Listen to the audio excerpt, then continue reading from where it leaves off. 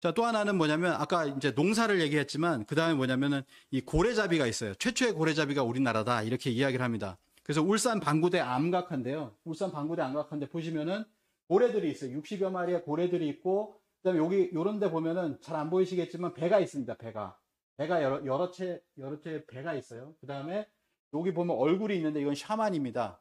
이때 뭐냐면은 샤만이 있었다라고 하는 거예요. 샤만도 있고 그다음에 이쪽에는 고래잡이가 있었고 이쪽에는 목축이 있었다라고 하는 것이죠. 그걸 알 수가 있는 건데요. 자, 보시면 좀 땡겨 보면은 이게 10여 명이 탈 수 있는 배가 7,000년 전이에요. 이때가 7,000년 전입니다. 그래서 7,000년 전에 이런 것이 있었고 그렇기 때문에 우리가 이제 2005년에 발굴한 것이 뭐냐면 비복리 목선이라고 해서 그 남해안 쪽에 보면 비복리라고 하는 곳인데 거기서 목선이 발굴이 됩니다. 그래서 이것이 8,000년 전에 세계 최초의 배라고 합니다. 세계 최초의 배, 통나무 배로 시작한 배의 역사가 있었다라고 하는 것이죠. 7,000년 전에 벽화에서만 보던 것을 실제로 그 유물 유적을 발굴을 한 거예요. 아, 진짜 오래된 배를 우리가 지었었구나라고 하는 것을 알 수가 있습니다.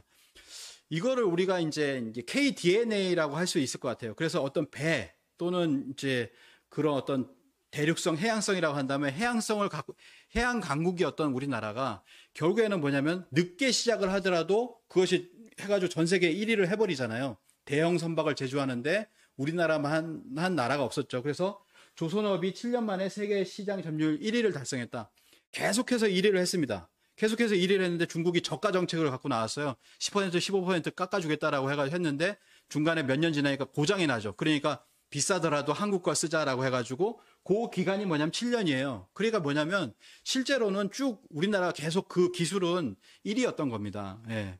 그래서 세계 10대 조선소 중에 7개가 한국에 있다라고 하는 것도 알 수가 있고요. 그리고 또 하나는 뭐냐면 잘 보시면은 이게 위에 방구대 안각합니다. 울산 방구대 안각하고요. 아래는 러시아 쪽이에요. 러시아에 있는 안각합니다. 카렐리아라고 하는데 여기 보시면은 고래가 있잖아요. 그리고 오른쪽은 목축이 있습니다. 똑같죠? 이쪽에 왼쪽에가 고래가 있고 그다음에 오른쪽에 목축이 있어요. 이런 구조를 가지고 있다라고 하는 것이죠. 이게 어디냐면 여기입니다. 보이시나요? 예. 굉장히 멀죠? 그냥 러시아가 아니에요. 요 위쪽 러시아가 아니라 러시아 끝자락에 이 북유럽의 핀란드 옆에 있는 여기입니다. 여기에 나와 있는 암각하에서 똑같은 그림을 가졌던 유사한 구조라고 그쪽 러시아 쪽의 학자도 인정을 했던 그 그림이 나왔는데 우리나라가 7,000년, 여기가 6,000년입니다. 그러니까 어떻게 되냐면 여기서 간 거죠. 빗살무늬 토기 세력이 갔든지 어떻게 갔든지 간에 이렇게 갔을지 또는 이렇게 갔을지는 모르겠지만 1,000년에 거쳐서 가서 똑같은 그림을 그렸다. 그런 어떤 똑같은 세력이 있었다라고 하는 거죠.